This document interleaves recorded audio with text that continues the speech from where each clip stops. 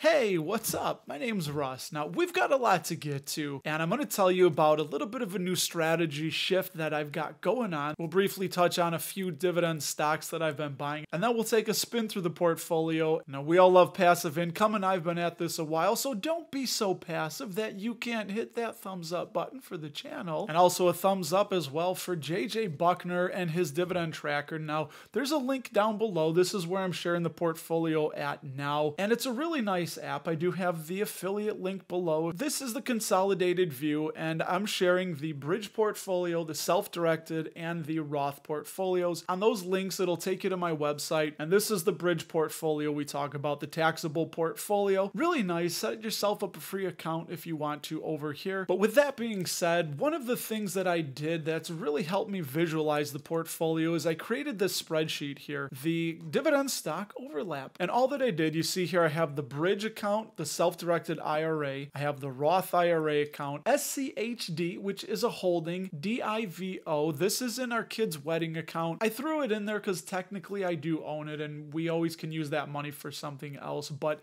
it's a covered call ETF and it does hold a lot of the blue chip companies that I like that help me sleep well at night. And then these two right here, VIGAX and VVIAX are in our retirement accounts. We don't really talk about these. I don't share the dollar amounts. Gotta keep some stuff private. And in particular, VVIAX, which is a Vanguard Value Index Fund, which I love that 0.05% expense ratio. But yeah, it has 343 stocks inside of it. And when we go down and look at the top 10 equity holdings, we see right at the tippy top, Berkshire Hathaway, the Class B shares for Berkshire. So Exxon, United Health, J&J. So right there, you can see that I have some overlap with Johnson & Johnson, ExxonMobil, CVX, Merck, AbbVie. And that's just something I think you should think about too, is where do you have portfolio overlap? I have at the top Altria. I mean, come on. I'm probably going to hang on to Altria because I like the high yield. I want to keep that high yield going, but something like a Kimberly-Clark, do I really need it in the bridge account, in the self-directed IRA, inside of SCHD, and then also inside of VVIAX? I don't believe so, but all in all, this has really helped me. I've moved on from a few positions like Microsoft, and the ones at the bottom, I would like to concentrate on these, like the Ares Capital, Bank of Montreal, British American Tobacco, Energy Transfer, Main Street Capital. These companies are the only places I hold these inside of, like the bridge or the self-directed IRA. But as I look at SCHD, this is kind of the demarcation line that I'm looking at. It has a current dividend yield of 3.44%. So especially the ones that I hold inside of the taxable account, because I'm buying SCHD in the Roth, which is your post-tax, your after-tax money. I really want to start consolidating from the bridge, the taxable account that we talked about, and moving that into SCHD inside of the Roth. So that would be stuff like Texas Instruments, Snap-on, because my yield on cost for Texas Instruments, 3.17%. And if I move that into SCHD, I'm already bumping up that current dividend yield. So it's going to be a net gain for me. Plus, it'll be inside of the Roth, and that money is going to grow tax-free forever. Let me know if that makes sense to you, and let us know below if you have any overlap and if you even care about your overlap. Now, as busy investors, we want to know when there's a good deal, and we can use all the help we can get, like I did when my man Nick shared these 4 cheap dividend stocks to buy in March over at his Dividend Growth Income channel, and one of them I think looks mighty tasty. Now, I've dropped a link to his channel in the description below, so check it out after this video. Now, one of the stocks I've been buying right here is Algoma Steel, ticker ASTL. And did you hear Algoma Steel is going to start producing irons? It seems they want to flatten out their operating expenses. But seriously, one of the things that drew me to them is that they're in transition. They're moving on from the blast furnaces. The electric arc furnaces is what they're shifting to. And because it's going to use 70% fewer carbon emissions, it's going to make them what they want to become, one of North America's leading producers of green steel. Now, they are a small cap company, only $831 million.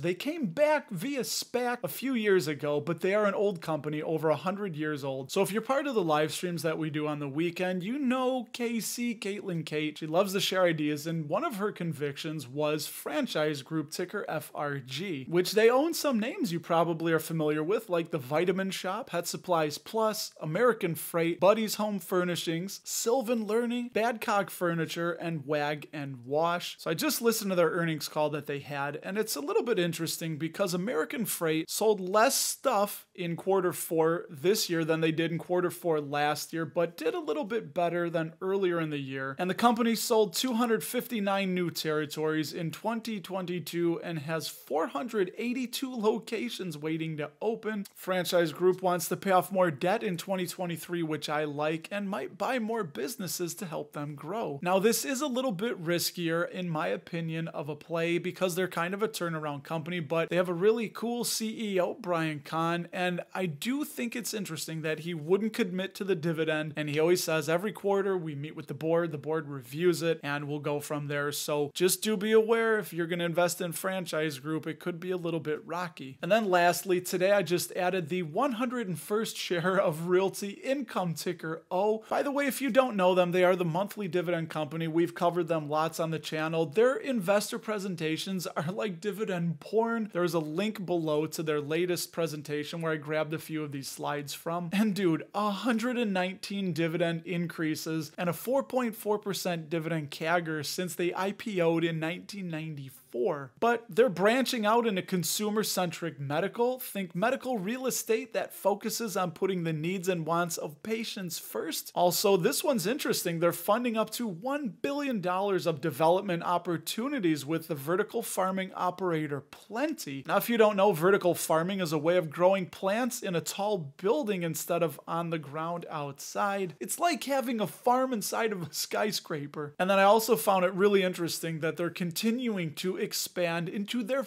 fourth international country, this time Italy, by purchasing 7 metro wholesale clubs. And the way I would describe it is it's as if Costco and Cisco had a baby. And then last year, they also moved into gaming by buying the Wynn Encore Boston Harbor. And now I do kind of worry a little bit about them straying too far away from their bread and butter, which is their retail space, right? Your Home Depot, your Walgreens, Dollar General, triple net lease tenants where all they're doing is collecting the rent. The tenant takes care of everything else. But I think Realty Income's management team is top notch, and it's still part of the real estate game. I like what Realty Income's doing, and I'm going to buy a few more shares. Now we're up over 100, and I think I'm just going to keep going with Realty Income as that price keeps coming down. So again, this is the 3 portfolios combined. We have the taxable account, we have the self-directed IRA account, and the Roth account, all here for your viewing pleasure. Current yield on cost, 4.25%, which I'm kind of proud of because the current yield on cost for the S&P 500 is right around 1.5%, but it's $140,212 as of this recording. And when we check in on the diversification, consumer packaged goods, that's kind of like where I'm most comfortable with. There you can see some of our breakdown, and they gave me a thumbs up because no sector is over 25%, so they say I'm diversified. Now this is Simply Safe Dividends, if we didn't point that out already. And one thing I do like, and that it's very nice, is the income calendar that they show, where actually as of this recording today, I'm getting $51.10 from Intel, which, as you know, this 36.5 cents was cut, 66% dividend cut. Ouch. This is the last one before the dividend cut takes effect. I'm still going to be holding Intel because I think it's a turnaround play. I had a feeling the dividend was going to be cut, so I didn't buy it solely for that dividend, but kind of like getting paid to wait. Now I'm just going to get paid a little bit less while I wait. So we'll just sort this by percentage of portfolio as we go through it. And right at the tippy top, of course, is PepsiCo with those 100 shares. If you don't know, I bought 1 share of PepsiCo a week for 100 weeks. They're big blue chip. They've come down quite a bit, but I'm still up 13.9%. And they're bringing in $506 of annual income. AT&T, I'm down on. I'm down 23%. I'm going to be waiting to get back to even or maybe 10% away from being even. And I'm going to move on because the telecoms, yeah, the dividend yield is higher, but as we've talked about in previous videos, there is just not a lot of total return going on, and that money could be put to better work elsewhere. And it's a highly competitive industry and really capital intensive, and I think that plays out, and it's really showing how hard it is to grow. So this has not updated, but trust me, I do own 101 shares of Realty Income, currently at $62.08 per share. And these are my big hitters. So AT&T, 421 bucks, 305 from Realty Income. Main Street, looking solid. I just started investing in them in December of 2022, and I'm already up 12%, but this is one for the long haul. My yield on cost, 7.23%. If you don't know, yield on cost is the current dividend divided by the share price of when I bought it. AbbVie, J&J, ExxonMobil, you guys know the usual suspects. Lockheed Martin. Now my yield on cost is 3.56%, and this is really interesting because if that flips, I may just sell those and buy more SCHD, but you guys know I'm limited. You can't just keep dumping tons of money into the Roth. You are maxed out. I believe it's still $6K a year. That's a little bit of the strategy, is that I'm going to be using the taxable account as a little bit of a slush fund for the Roth when the opportunity looks right. All right, let's see what he got. Kimberly Clark here, Toronto Dominion. I'm buying them. I'm still buying Toronto Dominion. I love it that unlike a lot of the big banks, they're not exposed to investment banking and trading and things like that. They make their money from a lot of the more simple lending things like mortgages, auto loans, and a lot of fee-based services. So I really do like Toronto Dominion Bank, and I do hold them inside of the self-directed IRA because of the Canadian tax withholding won't affect me inside of there. I move it along. Intel, we talked about. Starbucks. If they were inside of SCHD, I would sell them and move over to that. Leggett & Platt, I have 100 shares of. Still deciding what I want to do with them. I still do believe in them long term. And if I look at my handy dandy dividend overlap sheet, I do see that they are indeed inside of SCHD. Really, really do like Ares Capital. They're a business development company. A little bit riskier. My yield on cost, 10%. Life Storage. Now the board on their earnings call said that PSA effectively was lowballing them, and they can do better for the shareholders, so they're not going to sell. And I don't know if they ever will, but I got 25 of LSI, and I may bump that up more. But dude, I'm up 25% already on that. It just goes to show you the power of trying to buy things when they're at a good deal or when they're mispriced, which is why I think Public Storage kind of swooped in and made that deal when Life Storage was right around $100 a share. Clorox not inside SCHD. McDonald's yield on cost 3.44, exactly what SCHD is. But look at that, McDonald's is not currently inside of SCHD, but I do have them in VVIAX. Chevron, I'm just gonna let it do its thing. So 3M, I already took a tax loss harvest on in the taxable, moved that money into the Roth and bought some SCHD there, but these shares I'm probably going to let ride, and when we're below, I think we are going to go below $100 a share. I might buy a few more. General Dynamics, not an SCHD company. Altria, yield on cost 8.30%, so that would kind of be a step down, even though the share price is probably not going to appreciate much. Duke Energy, it's a utility. I'm going to hold on to them. Target, I do like. I'd like to keep adding to them. My cost per share, $145, so I got a good deal on them. Love to buy them again in the mid 140s. So Verizon, I'm down quite a bit on, and where I have that in the taxable account, I probably will sell those shares at the end of the year, take the tax loss harvest, and then right on the first trading day of 2024, move that into the Roth and buy more SCHD there. Prudential I like. Nexstar Media, they own WGN Radio here in Chicago, and I just bought another share because they had less than stellar earnings, but Perry Sook, their CEO, I like the direction that he's taken the company. The guy is really, really brilliant, and he has a lot of things cooking that they think are going to play out and show the world in 2024, 2025. IIPR, I've averaged down a little bit. Listen to their call. Bit risky.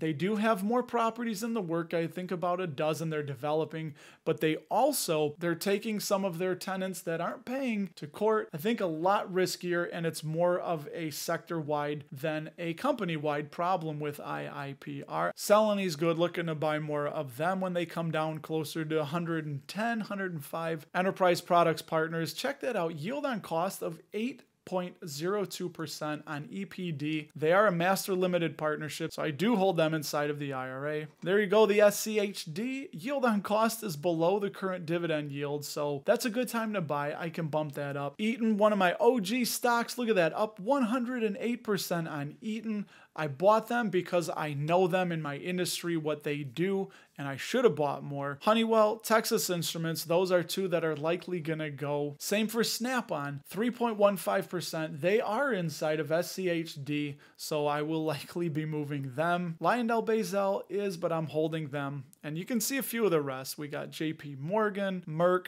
Procter & Gamble, good old P&G, Steady Eddie, gonna hold them for quite some time. All I have to say about NEO is I bought them in 2018 at the IPO. I watched them go down to $1.50, watched them go up to $60, didn't sell because I had a covered call out on them, and now here we are. You see I have MetLife, Unilever, Alibaba, just 11 shares, kind of some fun money, don't know what's going to happen. I did the same thing with Alibaba, sold them in the taxable, took a tax loss harvest, moved that money to the Roth, bought them inside of the Roth. Bank of Montreal is a newer position, definitely going to be adding more BMO. I'd love it to see it closer to 90 bucks. It's almost there, right around my cost per share. Now at Genuine Parts, I'm going to be selling them, and then I'm going to be buying Main Street Capital inside of the self-directed IRA because GPC is inside of SCHD. Archer Daniels Midland, another OG stock that I've held for a while, up 93% on them. I hold Lowe's just inside of the Roth and then also inside of VIGAX. So I may just keep those there for a minute. They had a little bit of rough earnings and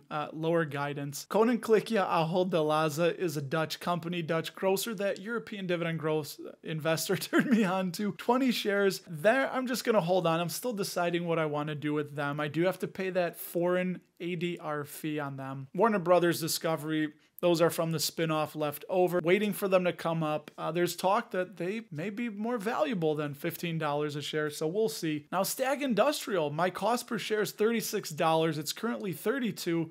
This tells me I may need to add a little bit more Stag, so we may be doing that. There's your franchise group, which we've talked about. Energy Transfer, this is my biggest yield on cost. Look at that nonsense. 19.71% yield on cost, and the current dividend yield is 9.54. That's what happens when you buy during the COVID crash at $6.19. You average that. Too bad I didn't get more. British American Tobacco, Comcast, as we wind it down here. Looking to probably move out of Comcast. And if we look at my little handy dandy chart here, I only do own them inside of VVIAX, which is good enough for me. I still have that exposure. Vici Properties I love. If you wanted to own Las Vegas, you would buy Vici Properties, ticker VICI. Take-Two Interactive, Grand Theft Auto, that's their claim to fame. I bought them because of a hot stock tip when I didn't know any better, and I'm still holding them. Cost per share, 167 bucks. Algoma Steel, this is one of my big main buys right now. The more I look into them, the more I like, the more I'm going to keep buying. Albertson's going to be acquired by Kroger, so I'm going to wait for that to go through. And then a couple that you don't even know to know of, except for Saggy, Sycamore Entertainment Group. My boss's son told me it was his hot stock tip when I first started 2 years ago. I said, you know what? I'll throw 20 bucks into it. But I said, I don't like it. I said, from what I'm learning, it looks like a terrible business. And he disagreed, and now I'm down 89.7% on that $20 I put into Sycamore Entertainment Group. If you want to keep up with what I'm doing, don't forget to sign up for that newsletter below. It's free. I share what I'm buying and selling and all the dividends I received every week, plus a few additional thoughts. And if you'd like to take a bit of a deeper dive into Main Street Capital or Ares Capital Corporation, ticker ARCC, I kind of did a little bit of an easier breakdown for you to understand. So click the floating little box next to my head, and if you do that, I will talk to you there.